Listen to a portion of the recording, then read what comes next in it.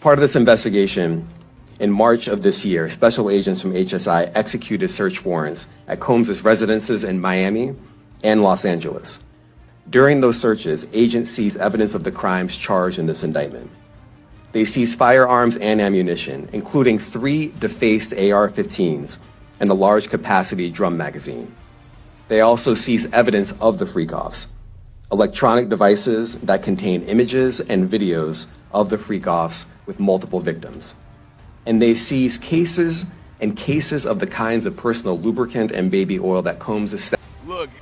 On scene here that we're getting this information from. We were actually the first ones here with about 30 different law enforcement vehicles at least. There are 3 Bearcats on scene here. This just all unfolded, Sandra, I would say less than 10 minutes ago. We got here even before the crime scene tape came up. So we're just down the hill. If you look up this street where Tony is right now to the right, you'll see one of those Bearcats is that home that is registered to Bad Boy Films, which is part of Bad Boy Entertainment. And the home in particular is registered not only to Bad Boy Films, but to one of P. Diddy's daughters. They are heavily armed, and they've been very tactful as they made entry into this home this afternoon. We actually watched them as they made their way through one of these side gates, and as soon as they got inside the home, the first things they did was made their way into this garage that you see is open right there. I can't answer, but I can tell you there's 3 people right there that were taken into custody, were inside that home at the time of the raid. We did see a bunch of investigators going in, making the raid in there and clearing that as well. They're going to do a thorough search as they conduct this raid, and so far, Stu, from what I understand and from Haley on the ground there, they have not seen, and we have not seen from our vantage. AR-15s right there. Hey, this doesn't end here. There are weapons involved, which makes it a bigger problem. It's now about violence and maybe even national security.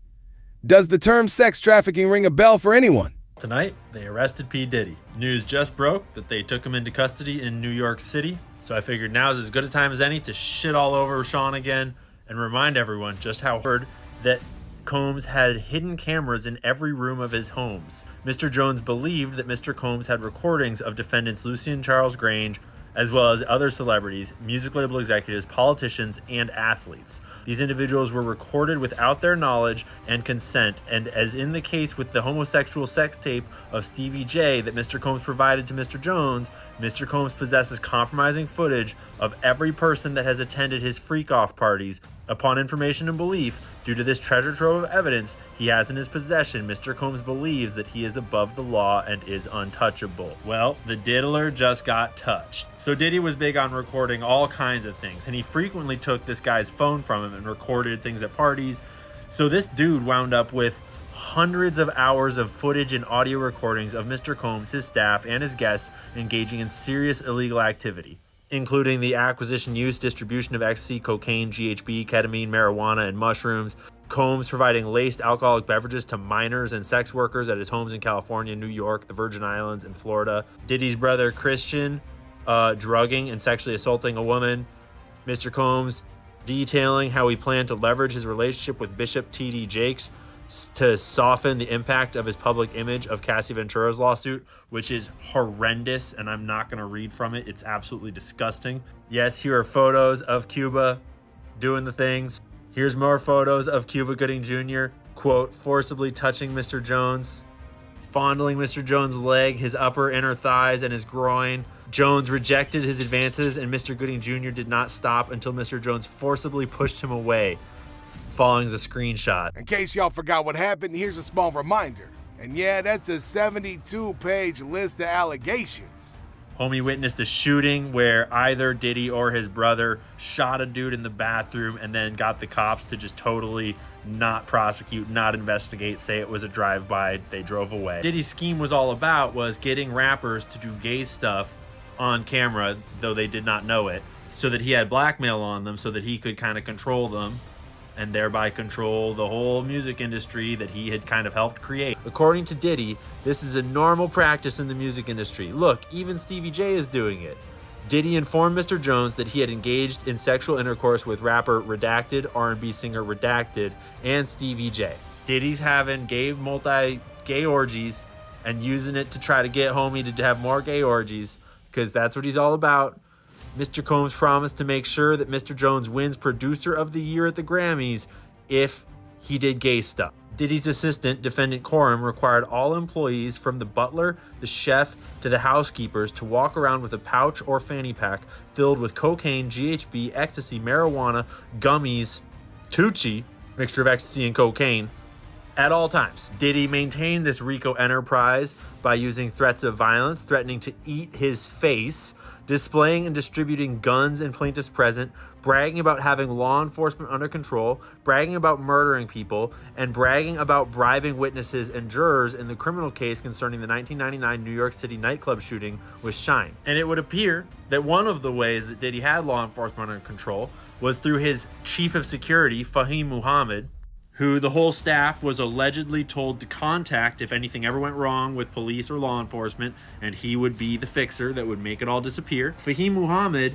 is the former head of security for Michael Jackson. This kid had just graduated college with like a business degree, and he became the head of security for the King of Pop at age 21 or 22. This guy was second on the scene, and then his very next job after failing was to become the head of Diddy's entire operation.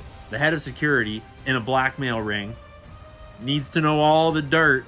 Diddy formed his record label in the first place with a lot of help, basically being selected by Clive Davis, who's got a lot of mob ties and other stuff in his history. But he's been running huge portions of the music industry before we were all born. I say all of that to just show you the scope that this is not just one rapper doing bad things. This is the whole music industry. Diddy is not an isolated incident.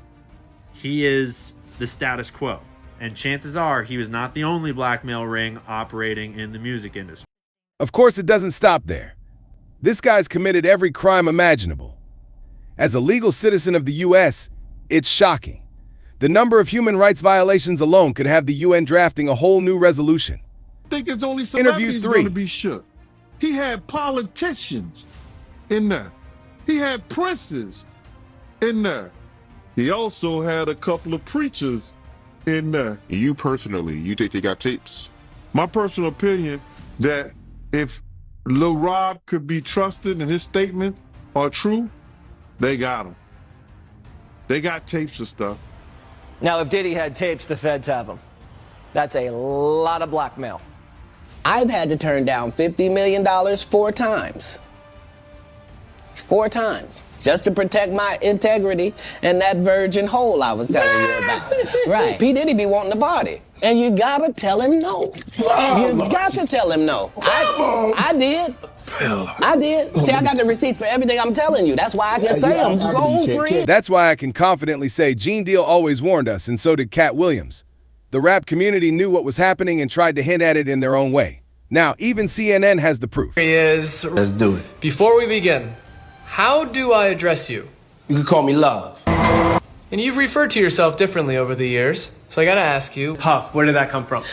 I can't tell you that. What's one misconception about you? There are no misconceptions about me. What's one thing you need every morning? I need a hug. I think it's all about love. By the way, whatever happened to that Farnsworth Bentley guy? Oh, Farnsworth is doing great. Who's the one artist, living or dead, that you wish you can collaborate with? Michael Jackson. Why? Let's be real, we all saw this coming. If you've seen the strange footage of Diddy floating around online, you know what I mean. That guy's got some seriously freaky vibe. We'll be back to the table in just a moment. And trust in But hold up, it's not time to celebrate just yet. The real battle in court is still ahead, and it's going to be intense. So make sure you stay tuned, hit that like, hit that subscribe, and keep it locked for all the latest Diddy updates. Catch you next time.